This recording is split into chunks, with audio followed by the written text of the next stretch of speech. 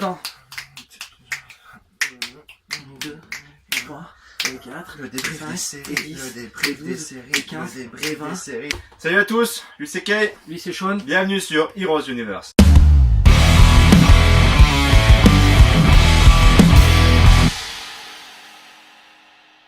Le débrief des séries de cette semaine. Alors, on va commencer par Supergirl, reprise de Supergirl saison 3. Mais Bon, en bref, voilà. j'ai pas envie de polémique, j'ai pas envie de m'étaler dessus. Honnêtement, Supergirl, cette série, Elle a rien à faire dans l'univers de DC, CW, parce qu'avant c'était NBC qui la faisait, qui la distribuait, mais c'est pas bon. Voilà. honnêtement, il y a des épisodes où ça va, mais là, clairement, les acteurs, ils sont pas bons. Ah non, ils sont pas bons du tout. Ils ont peut-être le physique. Alors, il y en a certains qui sont bons quand même. On va pas dire qu'ils sont tous mauvais, Non, ils sont pas tous mais ça mauvais. rattrape pas le fait que, voilà, on a l'impression de voir un mélange entre Arrow et Flash. On retrouve des personnages très similaires, quoi. Le personnage de Wing qui est en fait très porté, le personnage de Cisco Ramon. Même humour, même façon de parler, même type de physique. Honnêtement, cette série, moi, je la regarde parce qu'il y a une continuité avec le reste. C'est ça. Mais Et le crossover aussi. Voilà, Moi j'arrête le crossover finalement parce que Exactement. il y a certaines choses qui se passent dedans, mais sinon c'est pas bon. Elle est là, elle est pas là. L'intégration Superman dans les anciennes saisons, pas bon. Non. L'acteur, même si ça reste un très bon acteur, pas bon dans le rôle. Non. L'actrice Melissa Benoît, moyenne. et elle a le physique, Et encore. mais pas le jeu d'acteur. Ouais.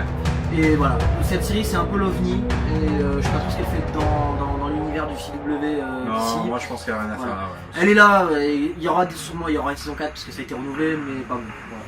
En bref, une série très moyenne. Très moyenne. On passe ensuite à Flash saison 4. Épisode sympa. Ouais. On va voir comment ça va se passer par la suite.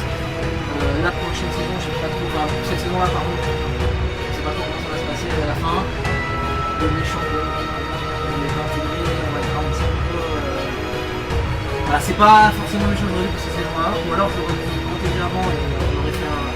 Il a été intégré dans la saison 3. On voit son compagnie comme ça. Dans le timeline de Flash qui est en fait sanitaire dans la saison 3. Honnêtement, déjà, il y avait un gros anachronisme dans cette saison 3 par rapport à Sanitaire. On en reviendra dessus. Mais là, de nouveau, c'est pas. Déjà dans la BD, c'était pas quelqu'un de très référent. Là, ils en font un méchant principal, même si effectivement il y a des choses qui sont annoncées régulièrement. Les petits noirs qui les rassemblent, c'est lui qui a créé les méta-humains de multisons dans le bus. Il les a créés on purpose. J'ai envie de dire qu'en fait, c'est le mec qui savait exactement ce qu'il faisait. Ouais. Moi, j'avais un doute sur Raph Dabney qui est Elongated Man. Et en fait, finalement, il a vraiment son utilité Ouais, il est dans sympa, le il projet joue du bien. gars. Quoi, ouais. Après voilà, le personnage en lui-même, bon, il est bien intégré. L'acteur est bon, je trouve, il est sympa. Il y a une bonne cohésion Ouais, il y a une entre bonne lui alchimie, et ouais. Angostin, ouais. Et donc l'acteur qui fait Flash. Je trouve qu'il est sympa. Après voilà, comme j'attends de voir ce que ça va donner. Mais voilà, pour l'instant, voilà, moyen, et on verra bien à la fin de la saison 4. Et en parlant de moyen, ça nous amène à la saison 6 d'Arrow. Mais moi, j'ai quand même eu une petite surprise sur ce dernier épisode. Ça faisait genre 3-4 ans qu'on n'avait pas de background sur un méchant, mais vraiment un background concret quoi, je veux dire, quelque chose de... Et là, cet épisode est dédié complètement au méchant, qui était secondaire et maintenant principal depuis la moitié de saison, qui est Ricardo Diaz, et le gars, clairement, le méchant, et Oui, là, il il est convaincant. Là, il est convaincant. Il est plus convaincant que Steven Amell qui joue Arrow depuis 3-4 ans. Il s'est installé sur le jeu d'acteur du personnage. Et c'est pas bon parce qu'il était meilleur sur les 2 premières saisons. Quoi. Moi, le problème que j'ai avec cette série, donc, comme j'avais déjà expliqué sur les briefs, c'est que voilà, Arrow, moi j'arrive pas. Enfin, j'arrive plus en tout cas. C'est monté tellement vite, tellement haut que après, je m'attendais pas forcément à ce qu'il reste haut. Mais là, la chute est quand même assez haute. Ils avaient prévu sur 5 ans, donc les 5 ans où entre guillemets, il était sur l'île de Diagno, correspondait à 5 ans de flashback plus 5 ans de vie après Diagno. Donc grosso modo, ça s'est allé sur 10 ans. Exactement. Ouais. Mais finalement, ils ont décidé de continuer après la saison 5. Qui n'était pas forcément extraordinaire non plus quoi. Saison 6 qui ne l'est pas plus, mais quand même l'équipe était forte, c'est pas non plus. Voilà, moi c'est peut-être que sur ces jets il y a peut-être un peu plus mieux, ouais. Mais pour moi ça reste avec Supergirl, la série qui est vraiment le tableau parce que et toutes les séries confondues au niveau des super-héros et plus de DC parce que pour moi actuellement avec la influence c'est Gotham. D'ailleurs je vais en parler un petit peu. Moi j'ai pu voir le dernier épisode aujourd'hui, donc bon épisode. Je vais pas revenir en détail dessus, simplement on n'a pas de continuité avec ce qui s'est passé dans cet épisode, donc la création du Joker dans la saison 4. Donc à la base c'était Jérôme Valencia qui avait intégré dans la saison 2 et tout ça pour voir comment ça se aussi. Derrière, donc là on n'a pas du tout de nouvelles de ce qui s'est passé, je pense que ça va revenir un petit peu après parce que dans les 3 derniers épisodes de la série, de la saison 4, ils vont un petit peu revenir là-dessus. Je pense que ça peut... Là dans cet épisode-là il réintègre donc Ra's al Ghul qui avait été tué dans les premiers épisodes de cette saison 4. Donc là pour moi ils ont fait revenir un peu à la vie. Alors, une grosse surprise, ils n'ont pas fait revenir à la vie avec ce que j'aurais pensé que ce soit le puits de Lazarus, ce qui est dans le comic, donc qui est une version récurrente. Là, tu m'as dit qu'ils l'ont fait revenir à la vie avec le sang de Bruce Wayne. Voilà, c'est ça. Moi, je vois pas bon, là c'est un peu, je comprends pas trop où ils vont en venir avec ça. Le personnage est réintégré, là Barbara Keane dans cet épisode prend un peu d'importance, parce qu'elle a des pouvoirs que Ra's al Ghul lui a donné en début de saison. Bon, pareil, je trouve que c'est un peu construit un peu bizarrement, mais bon. Bref, le personnage revient, je sais pas ce que ça va donner. Bon, je tiens à préciser que je le trouve meilleur, cet acteur-là, que dans l'intégration qu'il a eu dans Arrow. Saison 3 d'Arrow. Ouais. Voilà, parce que l'acteur est quand même un peu plus convaincant et je trouve qu'il incarne mieux le personnage, physiquement et même au niveau du jeu d'acteur. Mais après voilà, je sais pas trop ce que ça va donner, j'espère que les 3 derniers épisodes vont envoyer quelque chose de lourd. Et petit spoil pour ceux qui ne connaissent pas, forcément qui s'intéressent pas trop à ce qui se passe dans les épisodes d'après, le dernier épisode va s'appeler No Man's Land. No Man's Land qui est un gros morceau au niveau des comics, pour des comics Batman. Je vais faire vite fait un résumé pour No Man's Land. En fait l'histoire c'est juste que Gotham en fait s'est trouvé après donc un tremblement de terre dans la ville, complètement dévasté.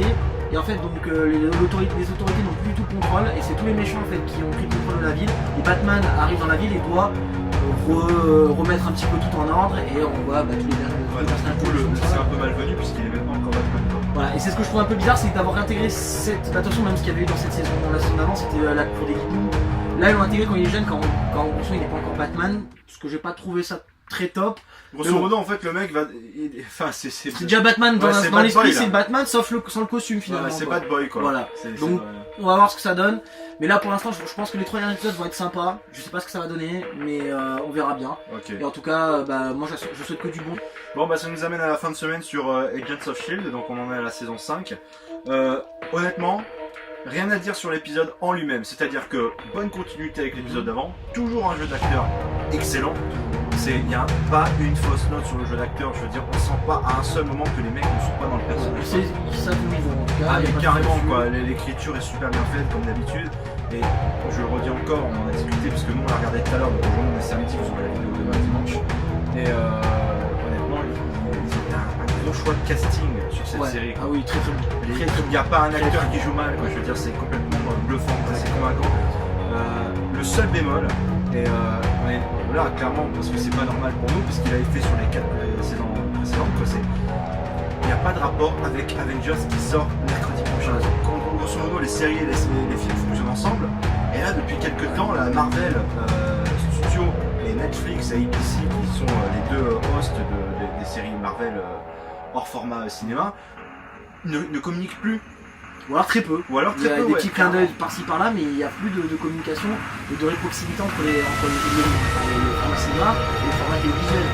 Mais ce qui nous gêne nous là-dedans, c'est que sur cet épisode-là, on ne s'attendait pas à ce qu'il fasse une énorme référence, mais non quelques-unes. Ouais, oui, petite référence, comme dans la saison 3, carte blanche, je crois que c'était ça. C'était de réparer un ancien téléporteur du film qu'on voit à la fin d'Avengers Age of Ultron. Donc, à un moment donné, au moins un petit clin d'œil. Un moins un clin d'œil, ça aurait pas fait le reste de la série, parce que ça gâche pas non plus que ça reste. Ça gâche pas que la série est excellente en elle-même, mais en principe elle doit être connectée avec le reste. Et là, clairement, on sent qu'il y a plus de connexion. C'était pareil, là c'est pareil sur Luke Cage saison 2. La série est déjà tournée. Elle va sortir après Avengers mais elle se passe après dans le logique, mais apparemment les studios n'ont pas communiqué, il y a moyen qu'on n'ait aucun background sur ce qui s'est passé entre temps, entre le film et la saison 2. Donc là ça commence à devenir relativement inquiétant. On va bien voir. Je serai pas là la semaine prochaine, je le verrai de mon côté, je suis du chien. On fera un vlog à part, donc moi de mon côté de son côté, alors une première réaction, pardon. Et après on fera un vlog un peu plus détaillé avec des spoils et tout ça pour pouvoir un petit peu expliquer ce qu'on a aimé du film, ce qu'on a peut-être pas aimé non plus, parce que voilà. On retrouvera le 3 ou 4 mai pour pouvoir faire la vidéo sur Avengers le temps qu'il revienne de ses vacances. Mhm. Et en attendant, pareil pour le débrief des séries, il ne sera pas là la semaine prochaine, donc je hosterai le débrief des séries tout seul, encore une fois. Et puis voilà. Bon, bah, Voilà. c'est tout ce qu'on avait à dire. Ouais, et puis on vous laisse là. Ouais, carrément. Passez une bonne journée. Allez, à la prochaine. Ciao, ciao. Hop, hop, hop, hop, hop, hop, hop, hop. Oh, tu crois que tu vas, toi? Ouais, il fait quoi lui? Hop, hop, hop, hop, hop, hop. Tu vas t'abonner? Hein, abonne-toi. Tu vas lâcher un petit pouce bleu aussi. Tu lâches pas un pouce, fais gaffe. Attention, on revient pas, nous, sinon, hein.